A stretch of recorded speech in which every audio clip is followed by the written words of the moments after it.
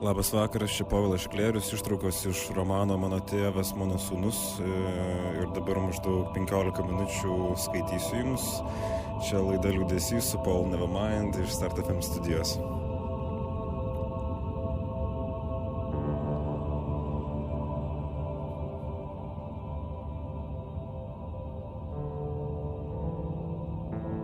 Ta vyrą aš išvydau pirmą kartą, kai man buvo 4.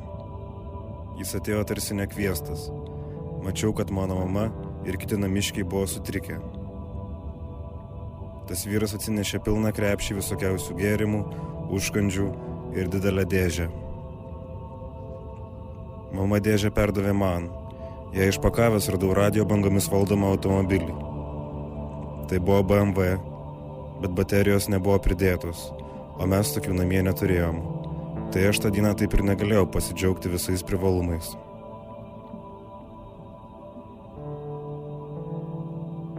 Jie susėdo virtuvėje.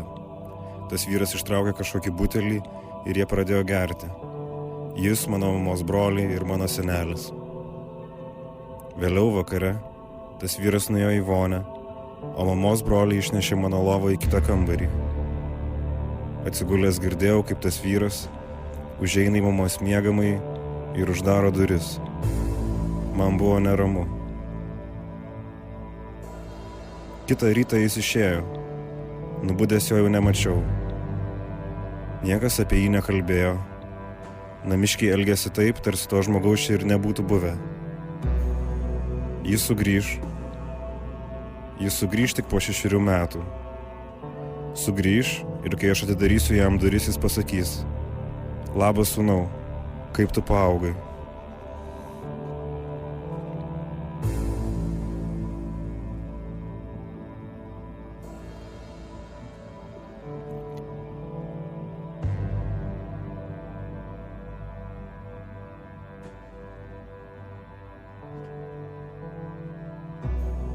Prosenelė išmokė melstis, kai man buvo 6. Jos kambaryje ant spintos stovėjo švenčiausios mergelės Marijos paveikslas. Mes atsiklaupdavome prieš Mariją ir melsdavomės jai. Prašydavome jos malonės ir kad daugiau nebūtų karo. Prosenelė labiausiai bijojo karo. Tik mokykloje sužinojau, kad dar yra Dievas ir Jėzus Kristus. Kai paklausiu prosenelės, kodėl mes nesimeldžiame ir jiems, jie atsakė, kad visi vyrai vienodi. Todėl mes toliau kas vakarą suklupdavome tik prieš Mariją. O mano senelis tikėjo Dievą. Grojo harmoniką kaimo šokiuose, vestuvėse, kol vieną dieną vokiečiai jį pastatė prie duobės ir liepė groti, kol kulkos krito į žydų kūnus, o tie kūnai krito į duobę ir kraujas gėrėsi į žemės vidurius, skambant linksmai polkos melodijai. Nuo to laiko mano senelis nebegrojo harmoniką. Nuo to laiko mano senelis, kas kart išgirdęs kastuvą smingant į žemę, užsidengė rankomis ausis ir šaukė: Atleisk jiems Viešpatie, jie nežino, ką daro, jie nežino, ką daro. O tada pratrūksta nevaldomų juokų. O tada atsisėda ant žemės ir verkė.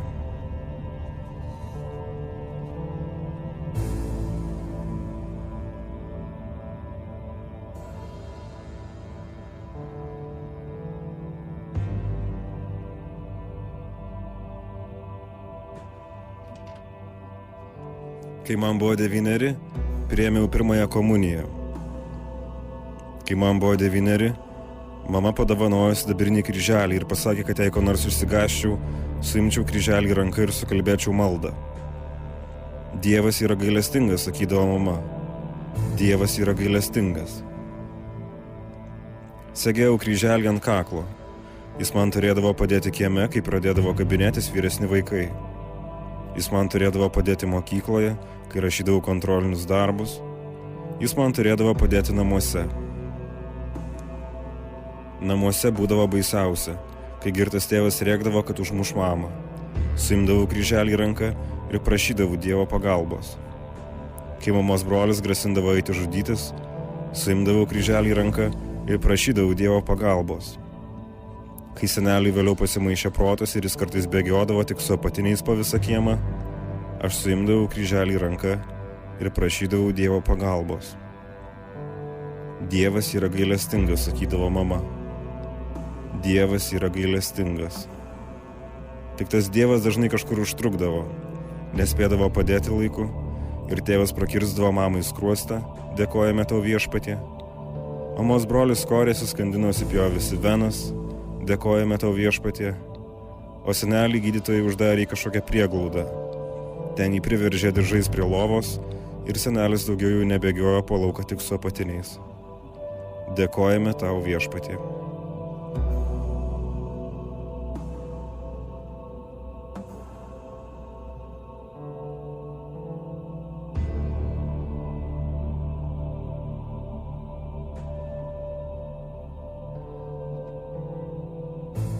O tada aš sunkiai susirgau. Temperatūra nukrito žemiau 30 laipsnių. Gulėjau pamėlęs, be sąmonės. Taip aš atsidūriau ligoninėje. Kai po savaitės pramerkiau akis, Dievas yra gailestingas, pasakė mama. Dievas yra gailestingas. Kartu su manimi palatoje gulėjo kitas berniukas.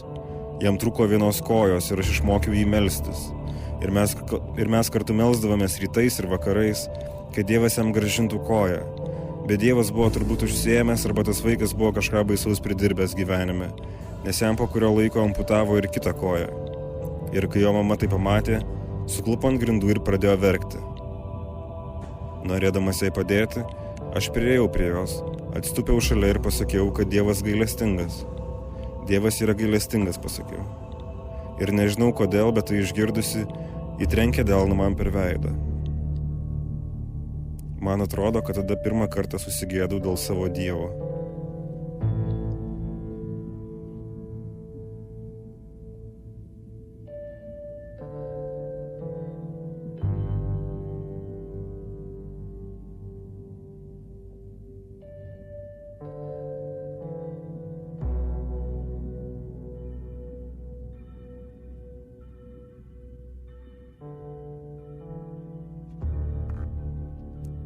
Vieną dieną mama parišo man kaklaraištį ir mes išvažiavome į Šermenis.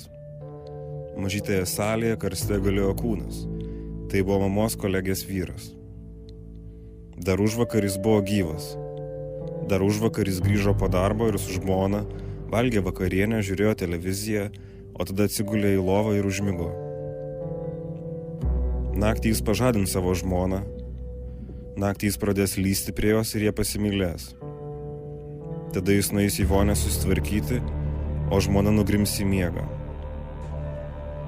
Kitą rytą žmona vonėje ras vyrą pasikorusi. Nebūtų kekšė, nebūtų pasikoręs, pašnibždomis pasakė mano motina. Žinojo, kad ji kažkokį kitą vyrą turi, negalėjo pakelti to, tai ir pasikorė. Situaciją aiškino mirusiojo brolis. O mamos kolegė verkė ir verkė, glostydama pabalusi vyro veidą. O mamos kolegė vis kartojo, kaip aš tave mylėjau, kodėl tu tai padarei. Nei tą dieną, nei kitą, nei kada nors vėliau, niekas nepriėjo prie jos, niekas neapkabino, niekas jai nepasakė, kad Dievas yra gailestingas. Matyt, niekas nenorėjo, kad Dievas būtų gailestingas jai.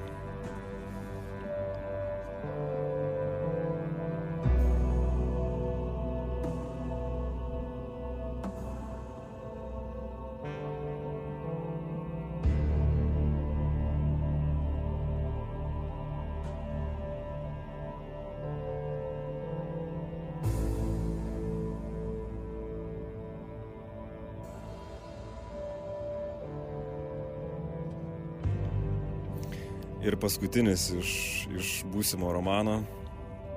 Iš tiesų tai yra eilėraštis, kuris nepateko į romano vidų. Įtariamasis. Aš visada įtariai žiūrėjau į žmonės, kurie nuolat kalba pakeltų balsu, kol pats išmokau kalbėti kaip jie ir dabar, kai neturiu ką pasakyti, aš rėkiu, bet niekas nesiklauso. Aš visada įtariai žiūrėjau į žmonės, kurie nuolat kaltina vieni kitus, kol pats išmokau kaltinti. Dabar aš teisiu kitus, bet iš tiesų pats jaučiuosi teisiamas, rykštėmis plakamas, linčiuojamas. Nesu vertas, kad ateitum į mano širdį, bet tik tark žodį ir mano siela pasveiks.